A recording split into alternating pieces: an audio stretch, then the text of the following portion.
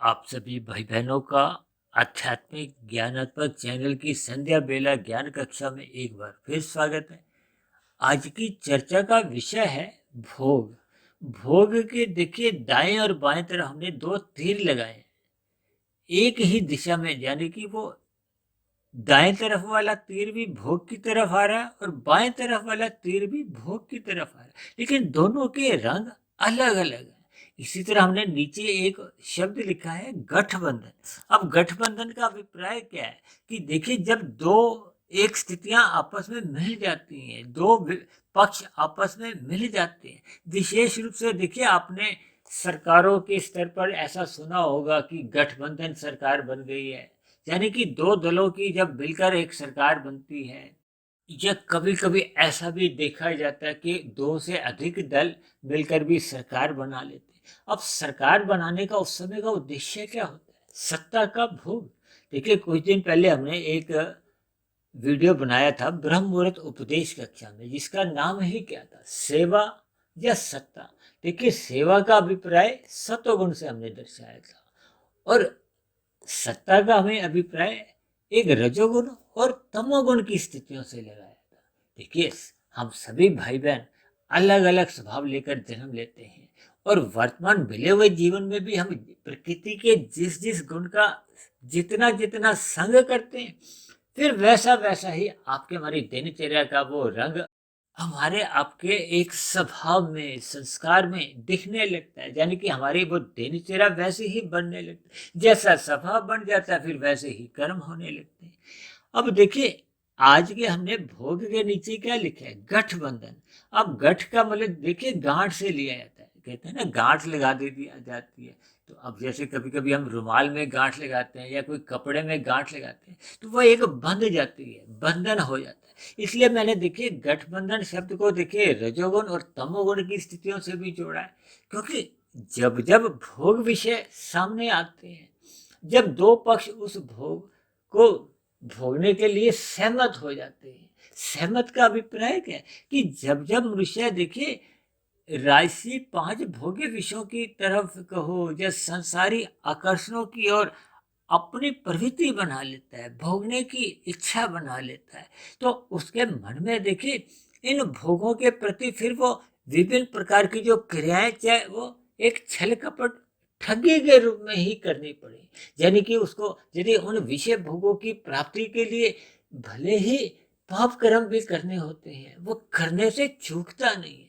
देखिए, जैसे दो सरकारें, देखिए एक राजसी स्वभाव के लोग अधिक हैं, कुछ तामसी स्वभाव के अधिक हैं। अब तामसी स्वभाव वाले देखिए ऐसे लोग माने जाते हैं कि जो देखिए चुनाव जीत के तो आ जाते हैं, लेकिन उनके विरुद्ध कहीं कहीं कोई देखिए कोई आपराधिक मामला चल रहा है या विभिन्न प्रकार के देखिए अदालतों में कुछ केस चल रहे होते हैं। लेकिन जब जब सत्ता को भोगने की स्थितियां आती हैं, तब ऐसी स्थिति विशेष में देखिए वो रजोगुण का ऐसा एक प्रभाव होता है, एक आकर्षण होता है। तब ऐसी स्थिति विशेष में अक्सर आपने देखा होगा कि कुछ राजनीतिक दल भी, हालांकि देखिए मेरा कोई राजनीतिक दलों से कोई लेना देना नहीं, क्योंकि राजनीतिक दलों का उदाहरण देने से बात आपको जल्दी समझ में आ जाती है, जबकि मेरा अभिप्राय तो देखिए रजोगुण और तमोगुण की स्थितियों को समझाने का ही है। क्योंकि राजनीतिक दल में ऐसी स्थितियां अक्सर देखने को मिलती रहती हैं कि जब जब कोई सत्ता पक्ष में आने के लिए कुछ एक बहुमत से कुछ स्थितियां दूर रह जाती हैं, तो फिर ऐसे तामसी लोगों का भी देखिए सहारा ले लिया जाता है। जो आपराधिक मामले में है, दैनिक के आपराधिक मामले का मतलब देखिए तामसी प्रवृत्ति से है। राजसी का अभिप्राय देखिए विषय भोगों से है।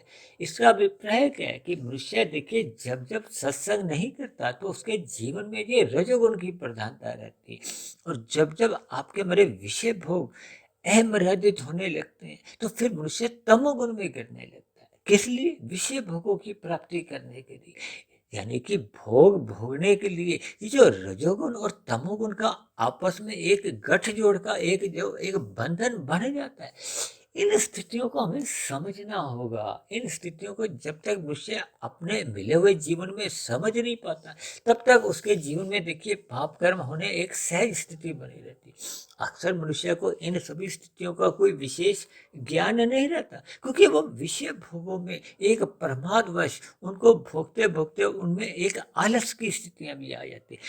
अब आलस आना ही अपने आप से देखिए हम कर्मों से फिर अलग हो जाते हैं। आलसी मनुष्य देखिए एक आवश्यक पुरुषार्थ कर नहीं पाता, और परमात्मा में देखिए मनुष्य एक आध्यात्मिक कार्यों में उसकी रुचि नहीं रहती, भौतिक कार्यों में फिर भी उसकी परमात्मा मनुष्य की रुचि बनी रहती है। यानी जब जब मनुष्य के मन में विषय भोगों की कामनाएं प्रबल होती है, तो वो उसके लिए तो भागदौड़ करता है। लेकिन ऐसा प्रभावी मनुष्य आध्यात्मिक उन्नति के लिए फिर भागदौड़ करता हुआ दिखाई नहीं देता। देखिए आध्यात्मिक उन्नति में तो वही मनुष्य भागदौड़ करता है जिसकी सात्विक दिनचर्या बन चुकी होती है, रजोगुण कमजोर हो चुका होता है।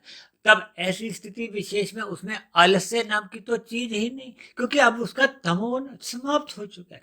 तमोगुण समाप्त होने का मतलब उस अनितिगत कार्यों से है, अब उसकी विषय भोगों में ही रुचि नहीं है। तब ऐसी स्थिति विशेष में वो अपने आप को फिर तामसी स्थितियों में गिराते ही नहीं है। देखिए आज हमने ये जो बंधन के नीचे नीचे दो डंडों का चित्र सा बनाया ना, उसका अभिप्राय क्या है कि ये जो बंधन में रजोगुण भी आ जाता है, तमोगुण भी आ जाता है।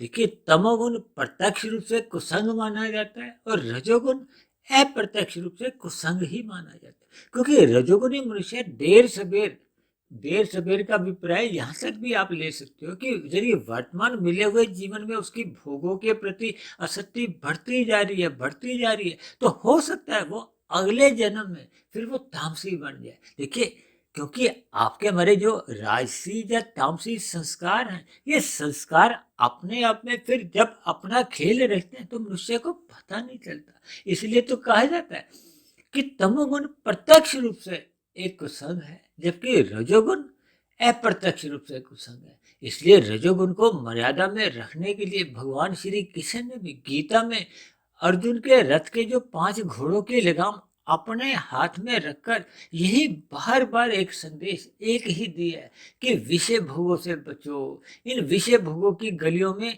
इन 5 विषयों को बहने मत दो, भागने मत दो, क्योंकि ये घोड़ों के समान देखिए भागते हैं। आपके हमारे स्थूल शरीर के सामने जैसे ही भोग विषय सामने आते हैं, मनुष्य विचलित होता है, अपने आप को संभाल नहीं पाता। क्यों? क्योंकि उसका सत्वगुण कमजोर होता है। सत्संग की न्यूनता होने के कारण ही एक राजसी मनुष्य देखिए विषय भोगों की गलियों में बहुत जल्दी फिसल जाता है, और फिसलते फिसलते वो तमोगुण में जा गिरता है।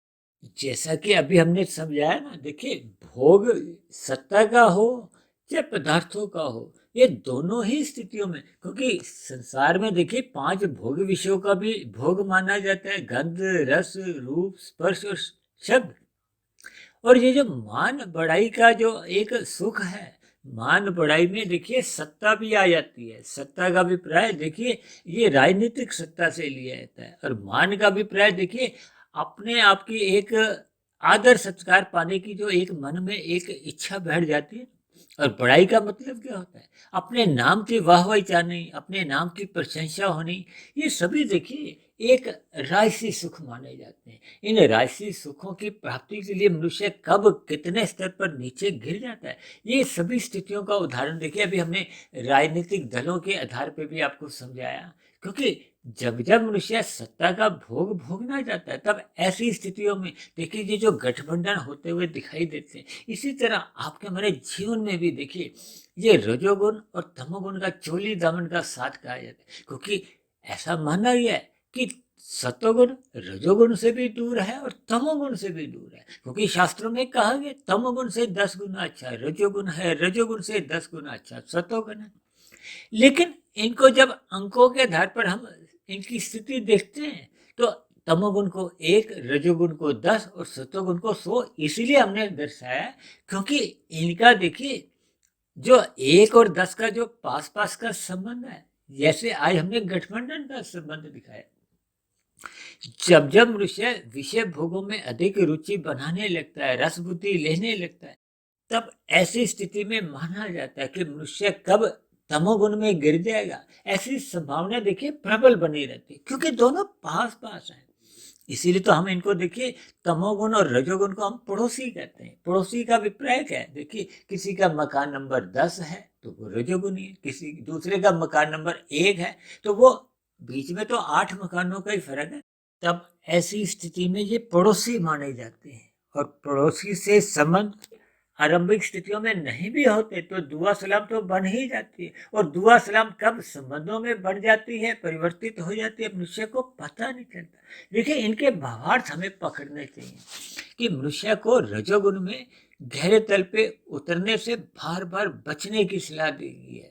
भगवान श्री कृष्ण ने घोड़ों की लगाम के द्वारा यही एक संदेश दिए, यही एक उपदेश दिए कि हमें अपने मिले हुए जीवन में सत्संग करते रहना होगा। इन 5 भोग्य विषयों की लगाम को गुरु की आज्ञा में रखना होगा, शास्त्रों के अधीन चलना होगा। शास्त्रों में देखिए विहित और निषेध कर्मों के बारे में कहा गया, विधि विधान द्वारा हमें सुख भोगना है, धर्म की मर्यादा में रहते हुए। तभी तो मैं अक्सर कहता हूँ ना कि धर्म की 4 दीवारी में रहते हुए हमें धन कमाना चाहिए और अपनी कामनाएं रखनी चाहिए। जब जब हम धर्म को प्रथम स्थान से हटा देते हैं, देखिए जब जब आपके हमारे जीवन में अर्थ के प्रति हम धर्म को हटा देते हैं तो आप और हम क्या करते हैं, अनीतिगत कार्य करने लगते हैं, हेरा फेरी करने लगते हैं, क्योंकि धर्म प्रथम स्थान से हट गया। अब प्रथम स्थान पे जब आपके हमारे तन मन के स्तर पर धन को कमाओ, धन कमाओ, धन के लिए हम 2 के 4, 40, 4,000, 4 लाख बनाते हैं, तो अब ऐसी स्थिति में देखिए धर्म आपका हमारा पीछे छूट जाता है, हट जाता है, हम 4 दीवारी से बाहर आ जाते हैं। तब ऐसी स्थिति विशेष में आपकी हमारी कामनाएं बढ़ने लगती हैं, यानी अतिरिक्त कामनाओं के लिए अतिरिक्त धन कमाना पड़ता है। अतिरिक्त धन आने पे भी फिर देखिए कामनाएं बढ़ने लगती हैं। ये सभी स्थितियों आपके हमारे जीवन में देखिए व्यवहार का हिस्सा बनती बिगड़ती रहती। इसलिए हम सभी भाई बहनों को अपने जीवन में ये जो रजोगुण और तमोगुण का जो एक गठबंधन है या गठजोड़ है, या इनकी जो स्थितियां पास पास की हैं, इनसे हमें दूर रहना होगा। हमें सतोगुण में अपनी एक सात्विक स्थिति मजबूत करनी होगी। हमें रजोगुण को भी मर्यादा में रखना है और तमोगुण से हमने अपना एक दूरी बनानी है। इसके लिए हमें सत्संग करना होगा। सत्संग करने का अभिप्राय है कि हमें सतोगुण का अधिक से अधिक संग करना होगा। ब्रह्म मुहूर्त में उठने का अपना अभ्यास बनाना होगा, संस्कार जगाना होगा। तभी हम रात को जल्दी सो जाएंगे जब तमोगुण की मोहनात्मक स्थितियां होती हैं, और सुबह ब्रह्म मुहूर्त की स्थिति का पूर्ण लाभ लेने के लिए, क्योंकि सूर्य निकलने से पूर्व का जो 2 घंटे 40 मिनट की स्थिति होती है वो एक सतोगुण का शुद्धतम समय होता है।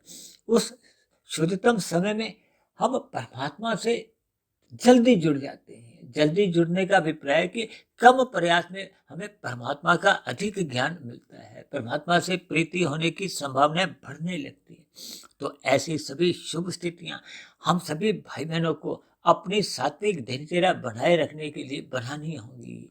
रजोगुण मर्यादा में रखना होगा, क्योंकि जब जब रजोगुण बिगड़ता है, अमर्यादित होता है, वो आपको में तमोगुण में गिराता है। क्योंकि रजोगुण और तमोगुण का देखिए गठजोड़ है, गठबंधन है। किसी भी स्थितियों से देखिए, मैंने चित्र में बहुत ही परमात्मा की प्रेरणा द्वारा चित्र को एक आसान दिशा दी है, ताकि आपके मन मस्तिष्क के अंदर देखिए ये रजोगुण और तमोगुण की स्थितियों का एक विशेष बोध हो। इसलिए मैंने इसको देखिए सरकारों का जो एक गठबंधन सरकारें बनती है उससे भी उदाहरण देकर समझाया है, ताकि आप और हम अपने मिले हुए रजोगुण पर एक निगरानी रखें।